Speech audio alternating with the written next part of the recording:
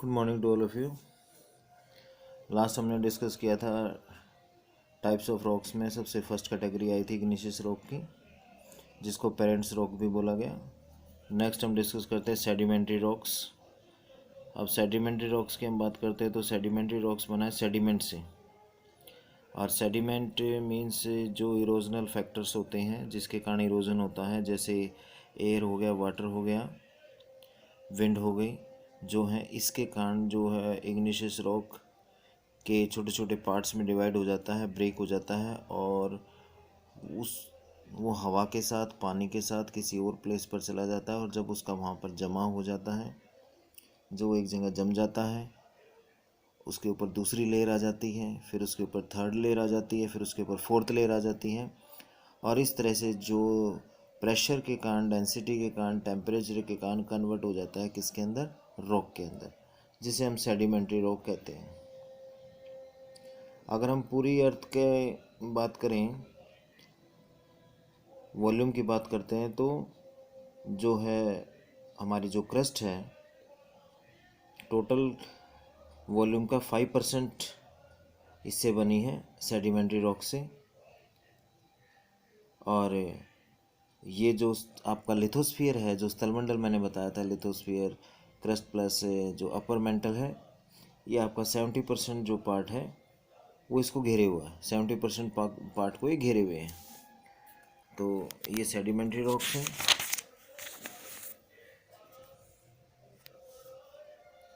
Main इसमें जो role आपको बताया सेडिमेंट्स का, ये जो जितनी एक्सप्लेनेशन इसमें आपको गिवन है, इसको आप रीड करेंगे।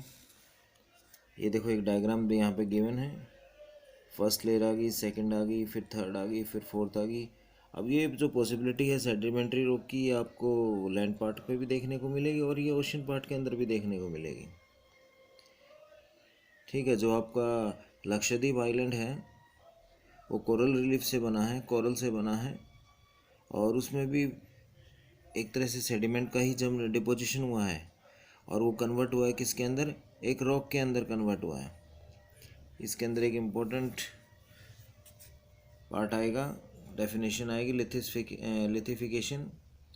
हिंदी का वर्ड इसमें आ जाएगा शिलीभवन। अब लिथिफिकेशन का मीनिंग क्या है, जो आपका सेडिमेंट आया है और जब वो और ज़्यादा स्ट्रॉन्ग और ज़्यादा सॉलिड हो जाता है, और जो सेडिमेंट है वो कन्वर्ट हो जाता है किसके अंदर, रॉक के अंदर, तो उसको हम क्या कह देते हैं, लिथिफिकेशन कह देते हैं हम उसको। ठीक है, तो ये आपका 1 मार्क्स का क्वेश्चन यहाँ से हो गया। क्लासिफिकेशन ऑफ सेडिमेंट्री रॉक की हम करते हैं, तो इसकी जैसे इग्निशियस रॉक की कैटेगरी की गई थी, कैटेगराइज किया गया था, वैसे इसको किया गया है। इसमें फर्स्ट कैटेगरी की है क्लास्टिक। ठीक है जी, और clastic means, clastic sedimentary rocks, Hindi में वर्ड आ जाता है इसका खंडज, अवसादी शैल। और दूसरी कैटेगरी जो की गई है नॉन क्लास्टिक मीन्स अखंडज। क्लियर। क्लास्टिक सेडिमेंट्री रॉक की हम खंडज की बात करते हैं, तो जो क्लास्टिक वर्ड है ये क्लास्टोस से लिया गया है। ये इंपॉर्टेंट पॉइंट है इसके अंदर, जो आपका क्वेश्चन बनेगा। जो क्लास्टिक है किससे लिया गया है, आपके क्लास्टोस से लिया गया है।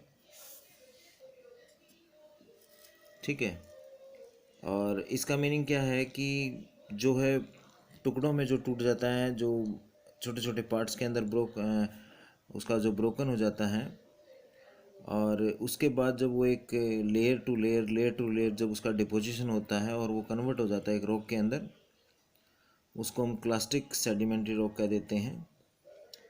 ये सभी चीज़ों का मिक्सचर इसमें के अंदर आ जाता है, अलग अलग टाइप के जो रॉक्स हैं जो ब्रेक हुए हैं। अब इसके अंदर एक वेंटवर्थ स्केल आया है कि जो एक system of grading of mineral है, grain has been established by geologist, कि जो आपके मिनरल्स हैं, जो खनिज हैं, उसके जो पार्टिकल्स हैं, उसका एक तरह से ग्रेडिंग करना, उसको पार्टिकल्स की ग्रेडिंग करना भी, ये छोटे का पार्ट का है, ये मीडियम का है, ये एवरेज का है, ये लार्ज स्केल का है, उसके हिसाब को इसको एक ग्रेडिंग करना, एक रैंकिंग देना, तो वो जिस स्केल पर की जाती है उसको हम बोलते हैं वेंटवर्थ स्केल। वेंटवर्थ ने इसको डिस्कवर किया था। तो ये भी आपका यहाँ से 1 मार्क्स का क्वेश्चन बन जाता है।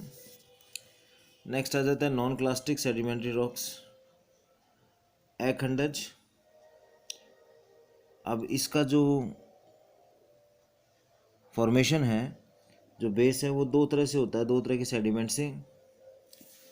तो उसमें हम दो तरह का कौन कौन सा है, जैसे फर्स्ट कैटेगरी इसमें के अंदर कौन सी की गई है, फर्स्ट की गई है केमिकल प्रेसिपिटेट, यानी कि रासायनिक अवशेप। और दूसरा आपका आ जाता है ऑर्गेनिकली डिराइव्ड सेडिमेंट्री रॉक, यानी कि जैव पदार्थों से प्राप्त अवसाद।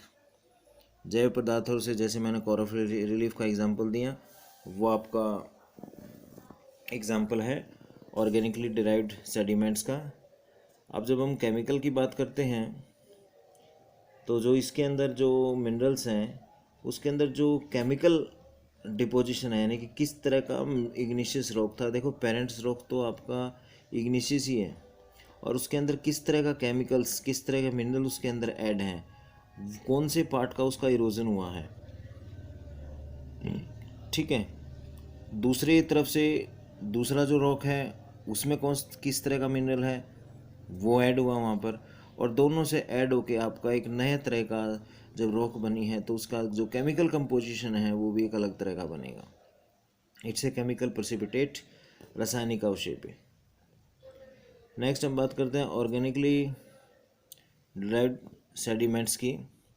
तो मेनली इसके अंदर है कि ये कंसिस्ट करता है प्लांट्स और एनिमल, यानी कि जो उनके पदार्थ हैं उसके जो मरने के कारण जो उनके डेड बॉडीज़ हैं, जैसे कोरल बना है, डेड वेजिटेशंस हैं, डेड एनिमल्स हैं या डेड ऑल लाइफ्स हैं, उनका जो डिपोजिशन होता है लेयर टू लेयर, जब उनके ऊपर डिपोजिशन होता रहता है तो जो नीचे वाली लेयर है उसका मॉइस्चर रिलीज़ हो जाता है, प्रेशर उसके ऊपर बढ़ जाता है, टेम्परेचर इंक्रीज़ हो जाता है और कन्वर्ट हो जाता है किसके अंदर, एक सॉलिड के अंदर। जैसे कि इसका बहुत अच्छा एग्जांपल आपके पास है कोल एंड पेट्रोलियम, ठीक है। अब पेट्रोलियम तो आपका लिक्विड फॉर्म में है, तो सॉलिड फॉर्म की हम बात करते हैं क्योंकि दोनों की फॉर्मेशन एक जैसी हुई है। ओशन वाले पार्ट की अगर हम बात करते हैं तो वहाँ पर आपका पेट्रोलियम कन्वर्ट हुआ है, और अगर लैंड पार्ट की हम बात करते हैं तो वहाँ पर आपका कोल कन्वर्ट हुआ है। दोनों बने डेड एनिमल्स एंड जो है प्लांट से। तो जो कोल आपका बना है वो आपका किस कैटेगरी के अंदर आ जाता है, ऑर्गेनिकली डिराइव्ड सेडिमेंट के अंदर आ जाता है। अच्छा, दूसरा एग्जांपल है तो हमें लाइमस्टोन का आ जाता है, चूना पत्थर, वो भी इसका एक अच्छा एग्जांपल है, ठीक है। तो ये कुछ एग्जांपल्स हैं आपके ऑर्गेनिकली डिराइव्ड सेडिमेंट्स के। तो आज आपने इसको सेडिमेंट रॉक को कम्प्लीटली रीड करना है और क्वेश्चंस में कन्वर्ट करना है। Thank you.